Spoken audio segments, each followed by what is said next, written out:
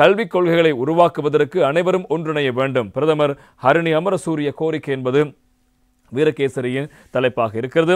நாம் அரசாங்கம் என்ற வகையில் கொள்கைகளை உருவாக்கும் இடத்திலிருந்தே கல்வி மீது பெரும் கவனம் செலுத்துவோம் என வாக்குறுதி அளித்தே ஆட்சிக்கு வந்திருக்கின்றோம். பல பிரிவுகளாக பிரிந்து இதனை சாதிக்க இயலாது. நாம் அனைவரும் ஒன்று சேர வேண்டும். எனவே நம் நாட்டின் குழந்தைகளுக்காக இந்த வரலாற்று முக்கியத்துவம் மிக்க செயற்பாட்டுக்கு ஒத்துழைப்பு பெற்றுக் கொடுங்கள் என பிரதமர் கலாநிதி ஹரணி அமரசூரிய அவர்கள் தெரிவித்திருக்கின்றார். புதிய கல்வி சீர்திருத்தம் குறித்து மேல் மாகாண கல்வி அதிகாரிகளோடு விளக்கமளிக்கும் நிகழ்வும் நேற்று முன்தினம் மேல் மாகாண சபை கேட்போர் கூட்டத்தில் இடம்பெற்றதும். இந்நிகழ்வில் பிரதமர் இவ்வாறு கருத்துக்களை முன்வைத்திருக்கின்றார். இதன்போது அவர் மேலும் தெரிவிக்கின்ற விலையில் புதிய கல்வி சீர்திருத்தம் குறித்து அனைவரும் பெரும் அக்கறை கொண்டிருப்பது சமூகத்தில் ஏற்பட்டுள்ள உரையாடல்கள் மூலம் தெளிவாக தெரிகிறது. கல்வி சீர்திருத்தம் குறித்து மக்கள் மத்தியில் பெரும் ஆர்வம் ஏற்பட்டிருக்கிறது. அதனாலேயே பலரும் பல்வேறு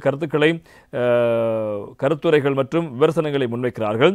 இது வரவேற்கத்தக்க நிலைமையே. எனவே இதன் மூலமே எம்மால் சிறந்த நிலையை அடைய முடியும். நாம் அரசாங்கம் என்ற வகையில் கொள்கைகளை உருவாக்கும் இடத்திலிருந்தே கல்வி மீது பெரும் கவனம் செலுத்துவோம் என வாக்குறுதி அளித்தே ஆட்சிக்கு வந்திருக்கின்றோம். எமது கொள்கை பிரகடனத்திலும் எமது அரசியல் மேடைகளிலும் நாம் இதை கூறியே இருக்கின்றோம். இது இன்று நேற்று ஆரம்பித்த விடயமல்ல. நாம் அனைவரும் இந்த நாட்டின் அபிவிருத்தி இலக்குகளுக்காகவே குரல் கொடுத்தோம். ஆயினும் அபிவிருத்தி இலக்குகளை அடைவதை மாத்திரம் இந்த சமூகம் எதிர்பார்க்கவில்லை. கல்வியிலும் பாரிய மாற்றம் ஏற்பட வேண்டும் என எதிர்பார்க்கிறது. ஆகையால் உத்தேச கல்வி சீர்திருத்தம் மூலம் நாம் எதிர்பார்ப்பது குறித்து குறுகிய அறிவை அளிக்கும் புத்தகம், பாடம், அதே போல பாடத்திட்டம் என்பவற்றுக்கு மட்டுப்படுத்தப்பட்ட தனிநபர் முன்னேற்றத்தை இலக்காக கொண்ட நபர்களை உருவாக்குவது அல்ல. நாம் எதனை உருவாக்க முயற்சிக்கின்றோம்? பரந்த மனமுடைய சுதந்திர சிந்தனையுடைய உலகத்தை பரந்த கண்ணோட்டத்தில் பார்க்கக்கூடிய தலைமைத்துவ பண்புகளை கொண்ட மனிதர்களை உருவாக்குவது எமது இலக்காகும். எனவே பாட வகுப்பை மாத்திரம் இலக்காக கொண்டதல்ல இந்த சீர்திருத்தம். இது கட்டமைப்பு மாற்றம் வரை 5 தூண்கள் மீது நிற்கக்கூடிய வகையிலேயே உருவாக்கப்படுகிறது. அடிப்படை பிரச்சனைகளை பற்றி எதையும் அறியாது ஜனரஞ்சகமான முடிவுகளை எடுத்ததன் விளைவாகவே இன்று கல்வி இந்த நிலைமைக்கு உள்ளாகி இருக்கின்றது. புதிய சீர்திருத்தத்தால் ஏற்படும் முதன்மை மாற்றம் மாணவர்கள் வேலை உலகில் நுழையக்கூடிய வகையில் அவர்களின் திறன்களை வளர்ப்பதாகும். நாம் 10ஆம் வகுப்பிலிருந்தே அதனை அறிமுகப்படுத்துகின்றோம். எனவே சிலர் இந்த திருத்தத்தை தவறான இடத்தில் பிடித்துக்கொண்டு பல்வேறு அபாண்ட குற்றச்சாட்டுகளை முன்வைக்கிறார்கள், பொய் பிரச்சாரங்களை மேற்கொள்கிறார்கள்.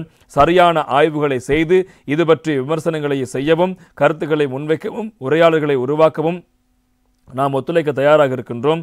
கல்வித்துறை சார்ந்த அனைவரும் புதிய சீர்திருத்தத்தை புரிந்து கொண்டு சரியான விடயத்தை மக்களிடம் கொண்டு சேர்க்க வேண்டும். எனவே நாங்கள் அரசியல் செய்ய வேண்டும். ஆனால் அரசியல் செய்ய வேண்டிய இடம் இதுவல்ல.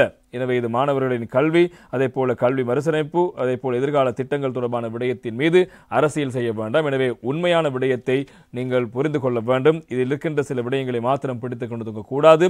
எனவே அதில் இருக்கின்ற நல்ல விடயங்களையும் மறைக்கப்பட்ட பக்கங்களையும் இவ்வாறு விமர்சனம் செய்கின்றவர்கள் வெளியில் கொண்டு வர வேண்டும் என்பதாகத்தான் பிரதமர் கலாநிதி ஹரணி அமரசூரிய அவர்கள் தெரிவித்த விடயங்களும் பிரதானமான செய்திகளாக இருப்பதை காணக்கூடியதாக இருக்கிறது.